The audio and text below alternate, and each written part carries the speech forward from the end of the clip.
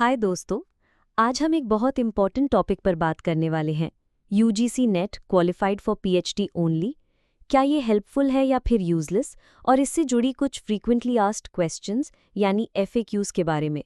बहुत सारे स्टूडेंट्स का ये सवाल होता है कि अगर हमने net only for PhD qualify किया है बिना जेआरएफ और एलएस यानी असिस्टेंट प्रोफेसर के, तो इसका फ़ायदा क्या है और करियर में इसका क्या इम्पैक्ट होगा।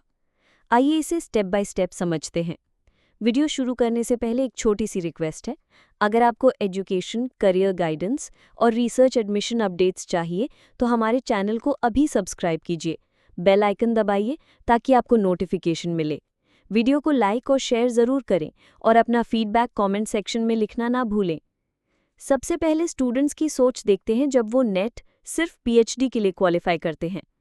पहला थॉट होता है डिसअपॉइंटमेंट, क्योंकि बिना जेआरएफ के आपको यूजीसी की तरफ से कोई मंथली फेलोशिप नहीं मिलती। दूसरी बड़ी टेंशन ये होती है कि top institutes usually JRF candidates को प्रेफरेंस देते हैं। कुछ यूनिवर्सिटीज़ तो सिर्फ जेआरएफ या वैलिड फेलोशिप होल्डर्स को एडमिशन देती हैं।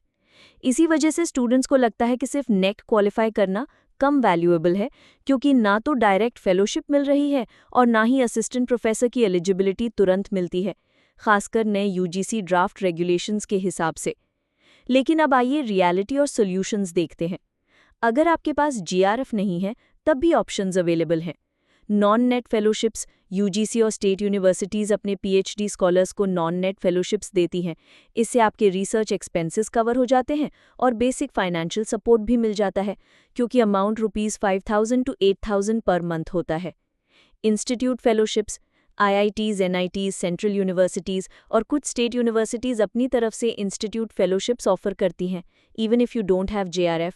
आईआईटीज़ और एनआईटीज़ में तो कई बार आर्ट्स वाले सब्जेक्ट्स जैसे English, history, philosophy, sociology, psychology और इकोनॉमिक्स वाले कैंडिडेट्स को ह्यूमन एंड सोशल साइंसेज में पीएचडी एडमिशन के साथ इंस्टीट्यूट फेलोशिप या टीचिंग असिस्टेंटशिप मिल जाता है। एक्सटर्नल फंडिंग जैसे सीएसआईआर लैब्स, आईसीएसएसआर, आईसीएमआर या इंडस्ट्री स्पॉन्सर्ड प्रोजेक्ट्स के थ्रू भी आपको फेलोशिप मिल सकती है। इस तरह जीआरएफ, पीएचडी एडमिशन और फेलोशिप्स के बारे में हम लोग यूट्यूब न्यू अकेडमी चैनल पर हर रोज़ अपडेट देते हैं। अपॉर्चुनिटी मिस ना करने के लिए चैनल को सब्सक्राइब कीजिए, बेल आइकन दबाइए और ऑफिशियल वेबसाइट newacademy.com पर रेगुलर विजिट कीजिए। अब करियर पर्सपेक्टिव की बात करते हैं। नेट ओनली क्वालिफाई करने का सबसे बड़ा बेनिफिट ये है कि आपको पीएचडी एडमिशन के लिए एलिजिबिलिटी मिल जाती है, और एक बार जब आप अपना पीएचडी कंप्लीट कर लेते हैं तो आपका प्रोफाइल ऑटोमेटिकली स्ट्रांग हो जाता है। यूजीसी के नए ड्राफ्ट रेगुलेशंस 2025 के हिसाब से असिस्टेंट प्रोफेसर के लिए मिनिमम रिक्वायरमेंट या तो पीएचडी होगी या फिर नेट, चाहे जेआरएफ हो या एलएस।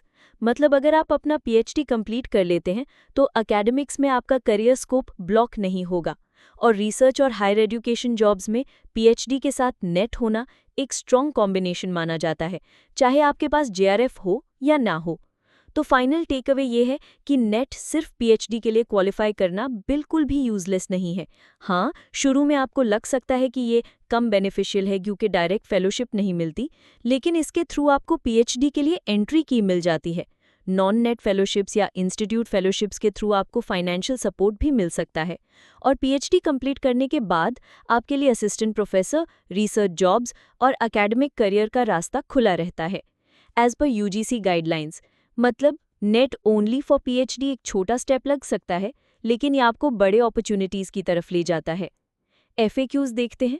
पहला सवाल है, मैंने यूजीसी नेट एग्ज़ाम सिर्फ पीएचडी के लिए क्वालिफाई किया है, अब एडमिशन का प्रोसीजर क्या होगा? जवाब है, आपको यूनिवर्सिटीज़ में अप्लाई करना होगा जो पीएचडी एडमिशन्स अनाउंस करती हैं। ज़्यादा यूनिवर्सिटीज़ अपना एंट्रेंस टेस्ट और इंटरव्यू कंडक्ट करती हैं।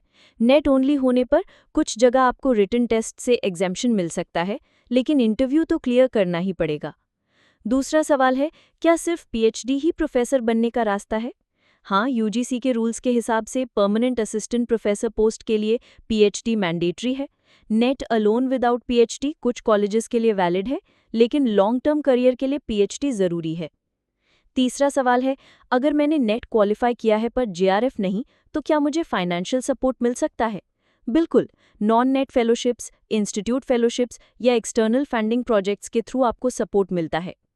चौथा सवाल है, अगर मैं सिर्फ पीएचडी क्वालिफाइड हूँ तो उसके बाद क्या ऑप्शंस है? पीएचडी कंप्लीट करने के बाद आप असिस्टेंट प्रोफेसर के लिए अप्लाई कर सकते हैं, रिसर्च जॉब्स ले सकते हैं, पोस्ट डॉक्टरल फेलोशिप्स या एकेडमिक एडमिनिस्ट्रेशन जॉब्स भी कर सकते हैं। पांचवा सवाल है, क्या नेट विद जेआरएफ ज़्यादा बेटर है या net only for PhD?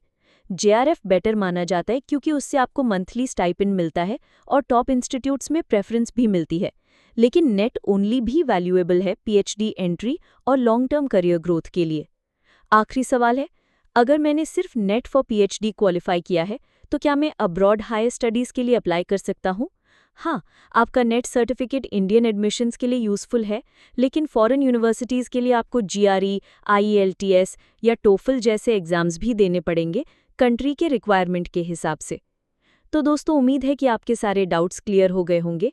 Net सिर्फ पीएचडी के लिए क्वालिफाई करना एक शुरुआती स्टेप है, लेकिन ये आपके लिए एकेडमिक और रिसर्च करियर का गेटवे बन सकता है।